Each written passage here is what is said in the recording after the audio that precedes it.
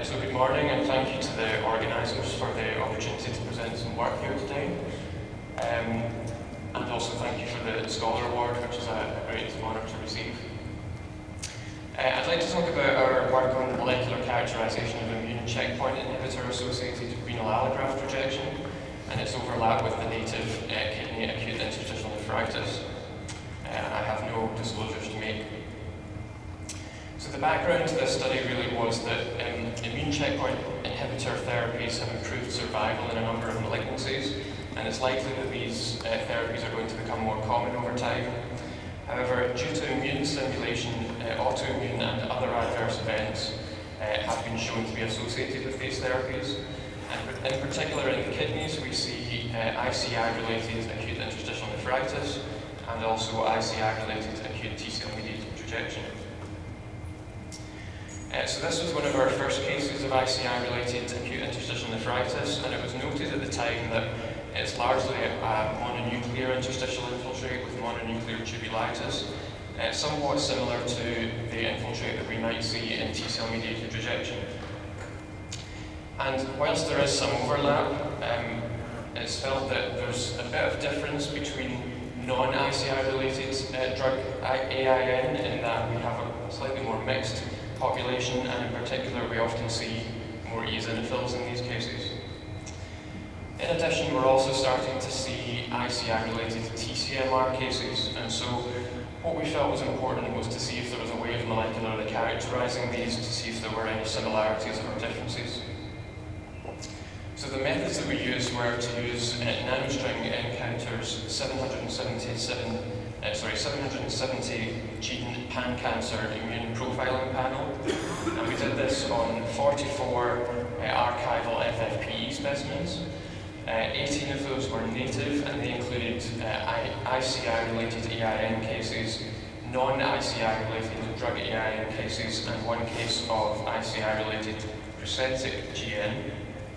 And in addition, 26 allograft biopsies were used with a mixture of ICI-related TCMR, non-ICI-related TCMR, and normal implant biopsies.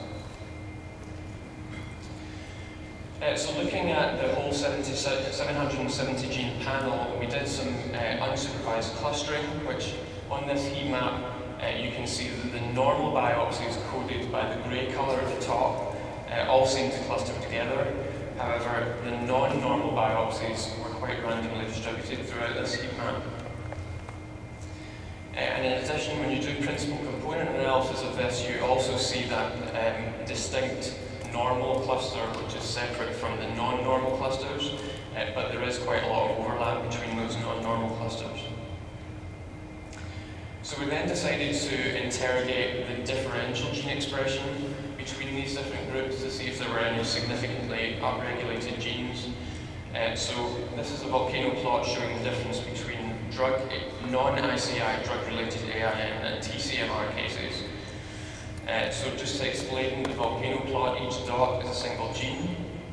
The horizontal line, everything above that, are upregulated genes in drug AIN. Everything below the horizontal line are genes that are upregulated in TCMR.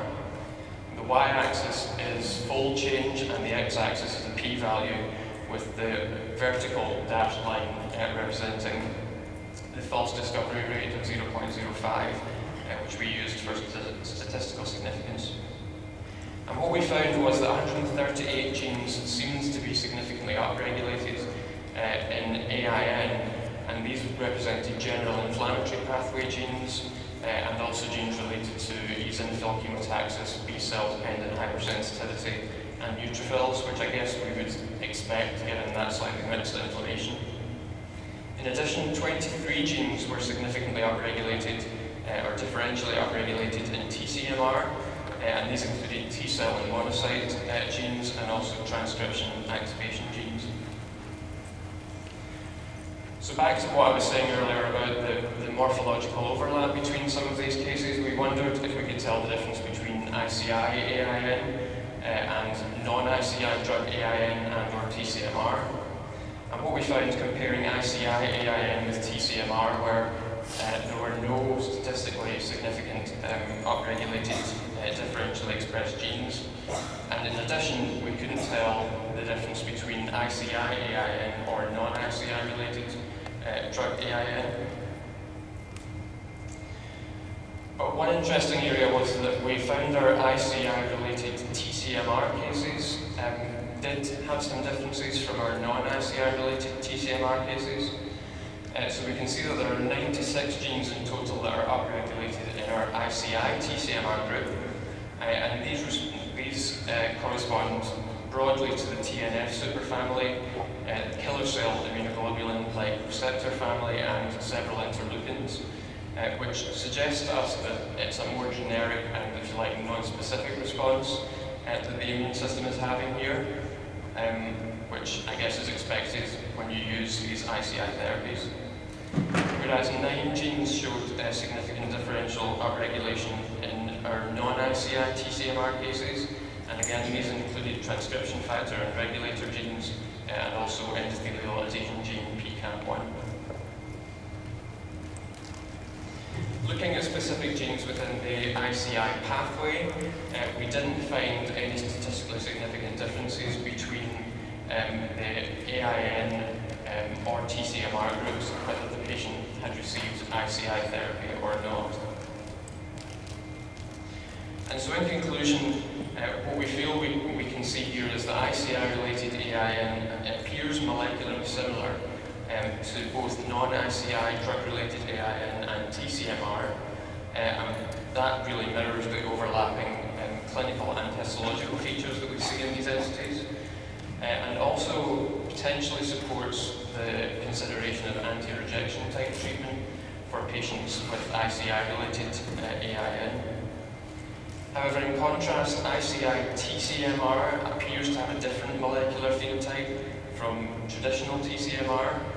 And what we think is that this might reflect a more non-specific activation of the immune system in comparison to a more specific alloimmune response in TCMR.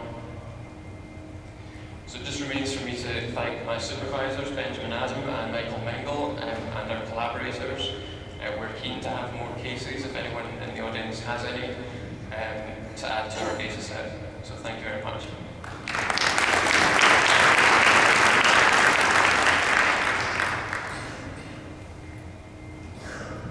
Do we have any questions?